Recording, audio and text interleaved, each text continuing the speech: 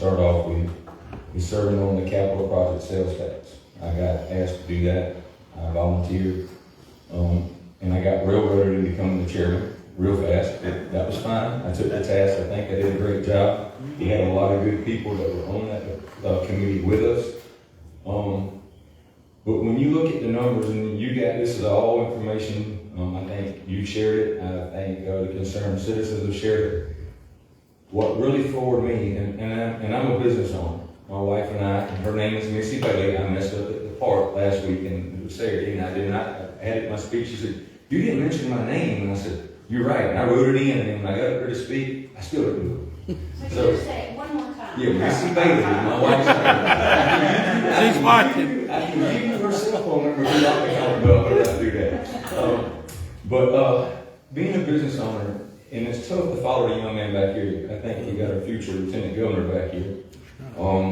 Being a business owner, it's tough. You have to make decisions. You have to make payroll. You worry about your employees.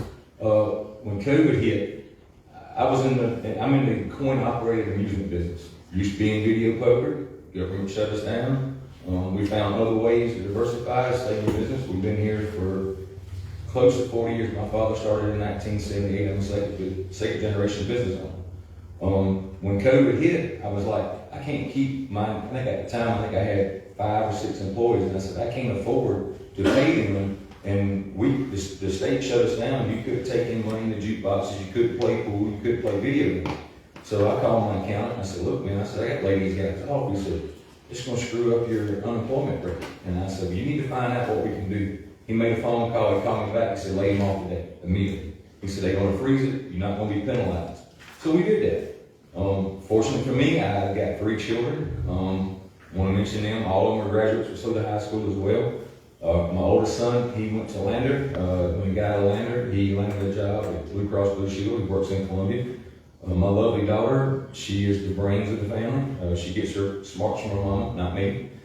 She graduated from PC last year, and she's at Duke University currently working on her PhD in chemistry. And then my youngest one, who takes after me, he come out of school. Now I graduated from USC too. I'm a USC alumni, so I graduated from USC. But I told my dad, I said, Dad, this is the biggest waste of your money. Why are you sending me to college? I want to go to work. And he wanted me to have a college degree because he was born in 1924. I think I was an accident. I come along in the late 40s. But anyway, and my parents were divorced at age, I think I was 3 years old when they divorced.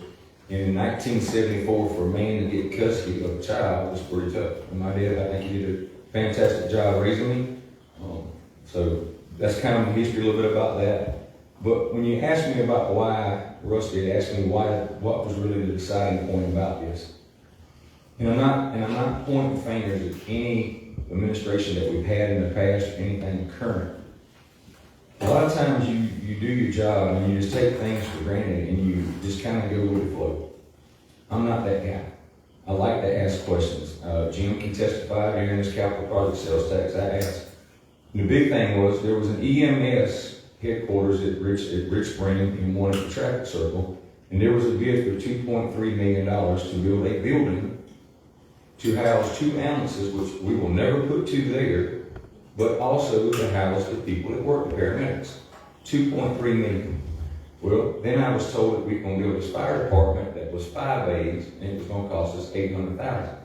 Well, I'm the businessman, and I'm looking, and you tell me you want growth, and we got to plan ahead, and we got to put infrastructure. All right, my light went off, and I said, wait a minute, let's build this $800,000 building. It's 5 bays, take 2 bays, convert them to living quarters, build that at the traffic circle, build that at Rear Spring, save that money. If we don't use the 3 bays that are there, we only use 1 for the ambulance, we have 2 bays. Well, when we grow, we got a place to put stuff in. So I'm bringing a business sense to the council if I'm lucky enough to be elected by the people to serve. And the reason why I haven't done this before, I thought a long time about getting involved in politics. And when I married my wife in 2000, she made me make 2 promises. And those were, I've not become a career politician. So I'm soon to be 55, so my career's about over.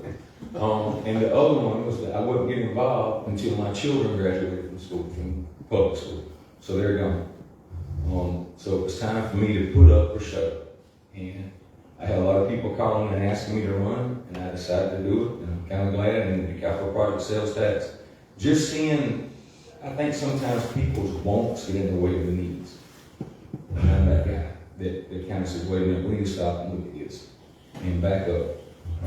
If you elect me, my door will always be open. I'm a businessman. I carry my phone, my cell phone number. I answer it all the time. My wife says she was going to have one surgically implanted in me, so I would always say. And my children are the same way. Like, Dad, put your phone away. I'm a business owner. It's hard to do that, but I do make time for my family. And I give my wife credit for raising 4 of us. I raised 3. She raised 4 of us. But I will always return your call. I will return your emails. And the thing is, like Jim said, you're one vote on county council. Okay? But the people that are not the county council members, you have an obligation to us as well. If we present a project that you don't like, you need to call it. You need to tell me how you want me to vote. Because then if I vote this certain way and it all goes south, I'm gonna say, well, so-and-so told me to vote this way. But voices are in numbers. You need to let us know when we're doing something wrong. None of us are perfect. And I don't claim to be, by no way don't say I had all the answers. But that's about it. I said I had a nice, lovely speech to the young man back here about everything he hit on. I had the same thing about family values, business owner, and all this. And it's kind of stuff to follow that. That's what so I try to be genuine and sincere. So I love to have you vote. And what was your wife's name? My name.